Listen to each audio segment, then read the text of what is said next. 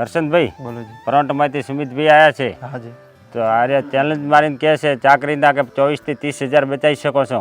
શું વાત છે, કઈ રીતે અમને પણ બતાવો ને. કરશનભાઈ, તમારી ગાય કે ભેંસ ખાલી નીકળે તો 3 મહિનાનો ખર્ચ તમારે ચાકરીનો 25 થી 30,000 થાય છે. એની જગ્યાએ આપણે પ્રોમ્પ્ટની બહુ ઇઝી કિટ યુઝ કરીએ, જેમાં 28 દિવસમાં ગાયનું ગાભણ અને 35 દિવસમાં ભેંસનું ગાભણ ચેક થાય છે.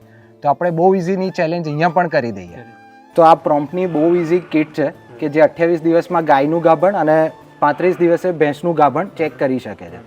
આપણે 3 સરળ સ્ટેપમાં આ કિટને ઉપયોગ કરીને રિઝલ્ટ લાવીશું.